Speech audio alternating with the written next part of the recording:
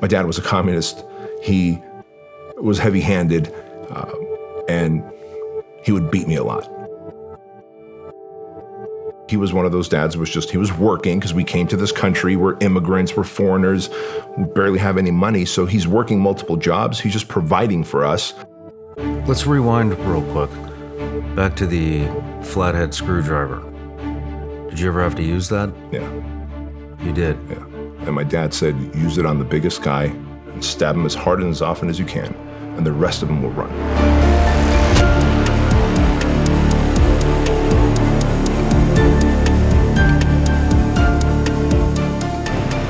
Did you ever tell your dad that you used the flathead? Oh yeah. How did he respond?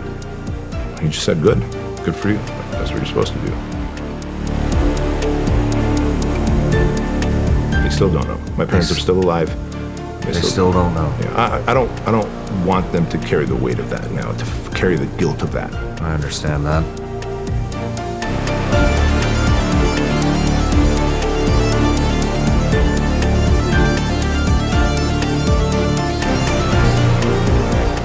I didn't tell anyone until I was 38 years old. I had this massive panic attack. Action alleviates anxiety. It's like, oh, okay, anxiety is anticipation of future pain. Yeah, I see why I had that anxiety attack. There's all these things you anticipate, and the human brain always anticipates the worst case scenario. So now you've got a reputation where, hey, this kid's tough, he's violent. They start making friends with you because now they want to be an ally.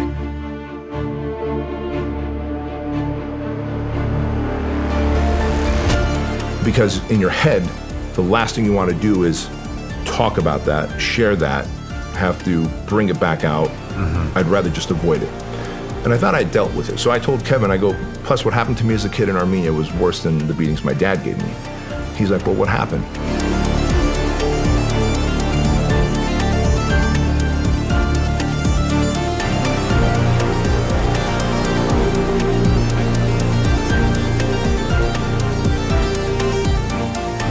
And I realized that's what a good mentor, a good therapist does, a good healer does. They're able to put words to what you're feeling. And he goes, are you feeling shame and rage and confusion?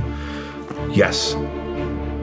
Shame because I can't believe this happened to me. Like, no one can find out. Like, it's embarrassing. I ask everybody that's been through something like that, what advice do you have for a kid who's growing up in a broken home that's going through that right now?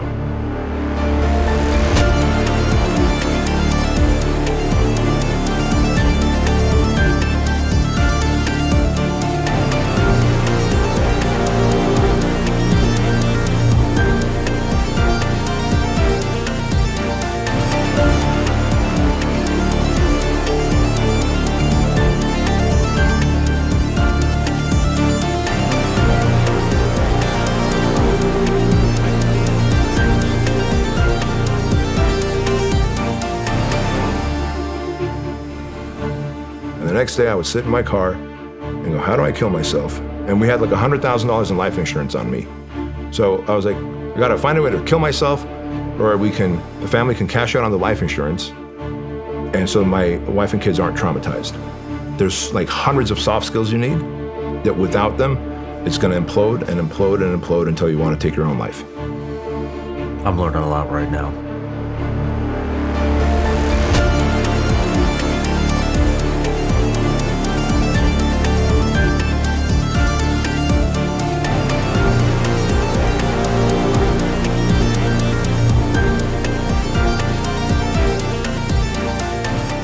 Guys, I'm not sleeping well at night. I'm drinking a little bit more than I should be every night. I'm stressed. I'm worried about your business and my business and our country. The demasculinization of men. I know it's a passionate topic for you. Yeah. How is this happening? Would you agree that it accelerated after the pandemic or during the pandemic, this whole tearing down of masculinity? I didn't think it was a real problem. Fast forward 10 years, it's a real problem. Yeah. A big problem.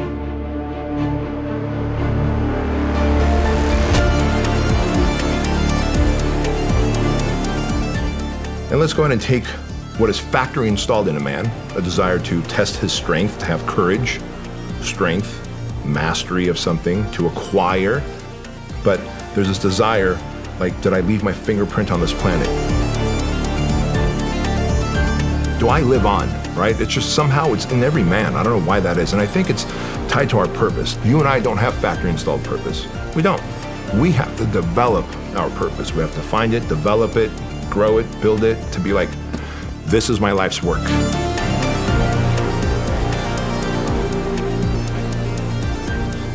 All these things that men want, significance, legacy, purpose, acquisition of things,